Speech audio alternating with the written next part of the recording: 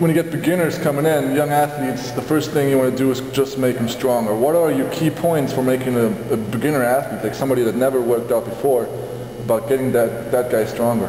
The key, we really place the most important, the younger the athlete and the less advanced he is, the more importance we place on strength. As it goes up and you have pro athletes, it becomes a little less important and it's more about maintenance for most of them. But the younger kids that come in, 7th, 8th grade kid, freshman in high school, strength is important, but again, it's relative strength. So before you just throw a barbell in their hand or dumbbells, we really focus on body weight type movements. Push-ups are a foundation in our program for everyone, but especially for younger athletes.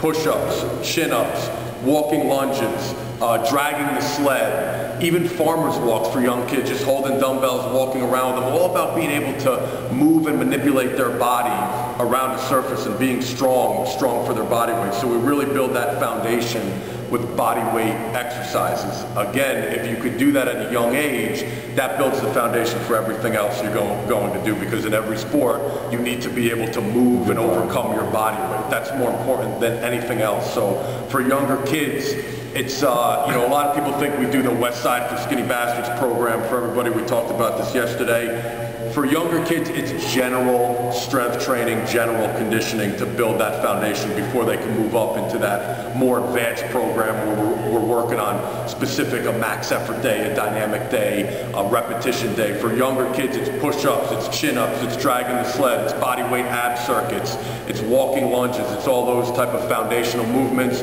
When they could achieve a certain level of success and strength with those, we could advance them into more advanced barbell and dumbbell movements. When do you know the kids are ready for the, say, West Side for Skinny Bastards type of program? We don't have any set rules, but again, you want to be able to do, I mean, we want our kids to be able to do at least 20 push-ups. You should be able to do a couple body weight chin-ups. You better be able to do a body weight squat, you know, with your own body weight, maybe a light weighted vest on or holding a med ball. As coaches, that's where it's important to have good people with you, and that's one of the reasons why I keep my facility small too. I have confidence in myself and the two guys that work with me, John and Palomini and Jeff Carr. I have the utmost confidence and respect for those guys that they could watch a kid and say, all right, he's ready to get on our kind of base program. So that's where it's important to have good coaches, because there's not always a set rule. There are some kids that are going to be a little heavier. You might have an offensive lineman who's not going to be able to bang out 30 chin-ups, but he's still able to get on our type of program. So it's an individual case for everybody, and that's where it's important to have educated, qualified coaches that have a lot of experience in the field so they can watch a kid and kind of make adjustments on the fly while they're training. Okay. Talking about explosiveness, moving your body on the football field or on the soccer field, a lot of people fancy the Olympic lifts. They say it's the best thing to produce force against the ground. What are your thoughts on Olympic lifts? Again, we spoke about this yesterday. I'm not against Olympic lifting. I just don't feel that they're necessary to produce the results that we need to produce with other athletes. My general take on the Olympic lifts is they are a sport in and of themselves. They're very technical. Not many coaches I've ever met teach them properly. And when we're dealing with non-Olympic weightlifting athletes, if I have a football player, baseball player, whatever other sport we're dealing with, they have so much other technical training for their own sport. When they come into my weight room, I want to get the best results in the least amount of time with the least amount of effort possible, to be honest. So I don't want to be able to, I don't want to have to take a couple of weeks or a couple of months to try to get them to master these Olympic lifts when I could do an exercise that's so much less technical, easier on the body, easier on the joints, and will produce the same, if not better, results. And that's why you see us doing a lot of things, simple things like box jumps with a weighted vest, box squatting with submaximal weights for speed, all different variations of jumps, med ball throws. To me, that's been a much safer, easier way to produce just as good, if not better, results than Olympic lifting. And knock on wood, I've never had an injury in the weight room doing them.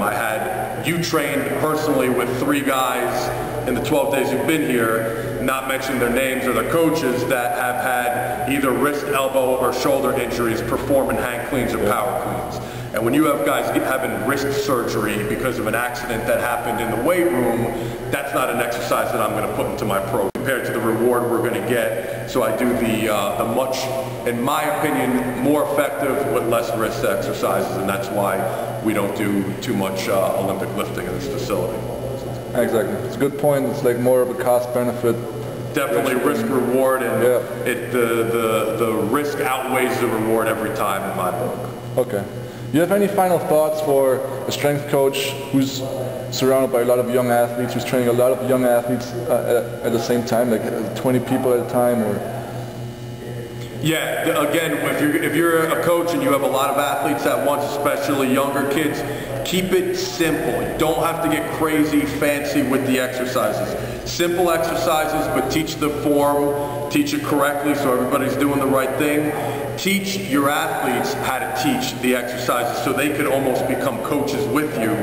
That's another way to create a great atmosphere when you're kind of overseeing everything, but you could break it up into small groups, and you know some of the older kids in that group could kind of act as assistant coaches to yourself. Kind of multipliers. Yeah. That's what Zach talked about yesterday. It's a good point. It makes your job easier, our job easier, and it creates a great atmosphere in the gym.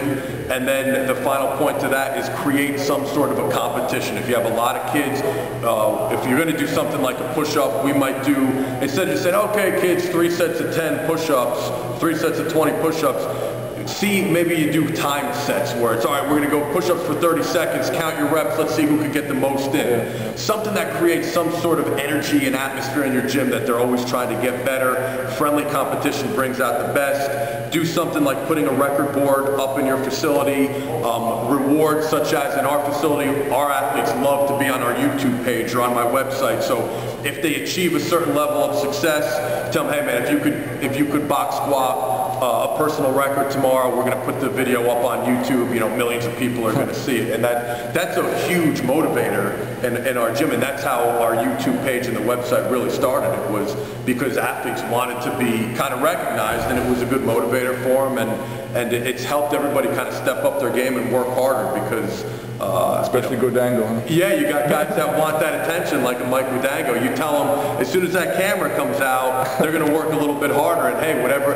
To me, that doesn't matter to me. If that's what if that's what motivates you is a camera and having guys watch you, that's awesome. Maybe it's music that motivates you. You like to listen to a certain song. That's why we let our athletes play our own music. It might be a T-shirt. We have different T-shirts we make. It'll be a camo T-shirt, the black T-shirt, you know, a different logo, or come up with something. And it's all just little incentives to make people work harder, so they get that little reward, you know, at the end. And it's worked for us.